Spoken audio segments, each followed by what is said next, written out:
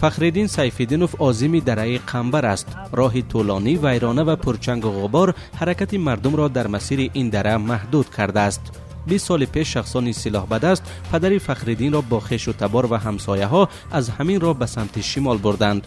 بعداً معلوم شد که آنها را در دره قنبر به قتل رسانیدند.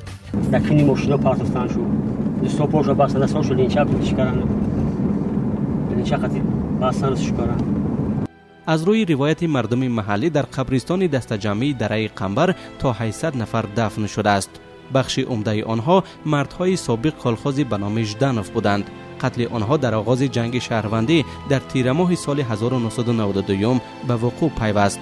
گروه‌های مسلح دهه‌های ناحیه ترسوزاده و شهر نو را محاصره کردند و مردهای دهکده‌ها را در دوام 3 شبانه روز به سمت نامعلوم بردند.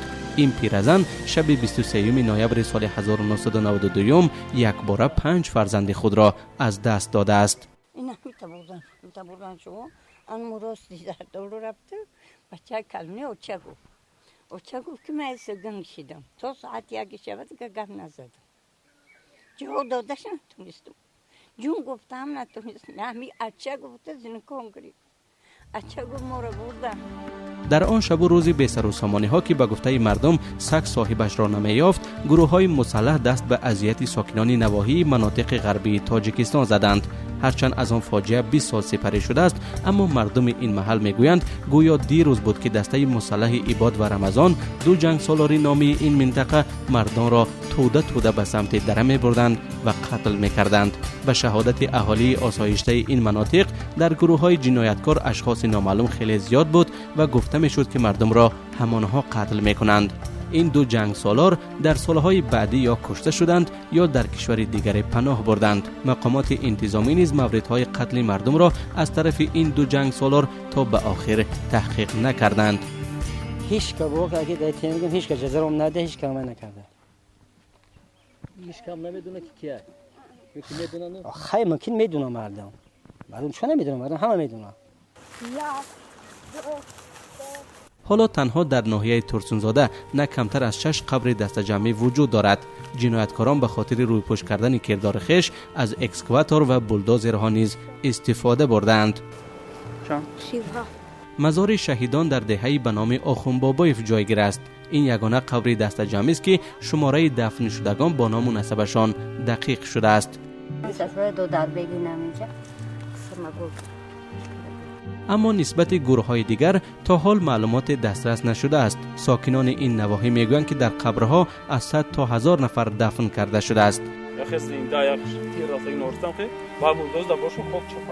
درستی این ادعا را تنها مقامات میتوانند ثابت کنند، اما با گذشت 12 ساله این فاجعه ها هنوز تحقیق نشدند و از نظر جامعه نیز پنهان ماندند. در جماعت من همین روی خطی پره همین شهید گشتگان و نخوردم رسیدم.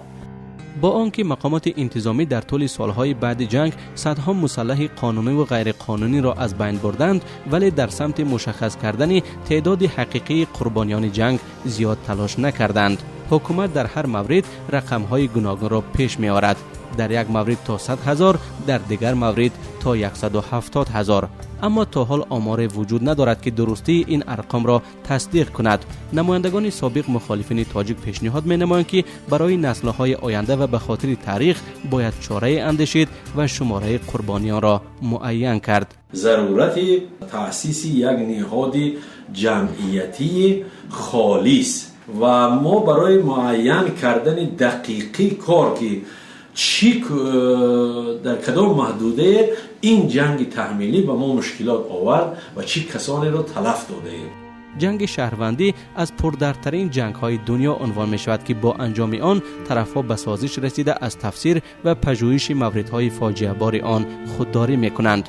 اما تجربه دولت‌های پیشرفته که در طول تاریخ خود این گونه تحولات را اثر گذراندند بیانگری آن است که پژوهش و گفتن و شنیدن و پند گرفتن از این درس تلخ به رشد تفکر ملی مساعدت می‌کند. تاجیکستان هنوز این تجربه تلخ را برای بیداری ملی استفاده نکرده است. هر دو طرف جنگ، حکومت و مخالفین، با امضای سازشنامه صلح شمارش قربانیان جنگ را فراموش کردند و تا حال به این فاجعه که برای مردم کشور با خسارات بزرگ انجام شده است بهای سیاسی ندادند.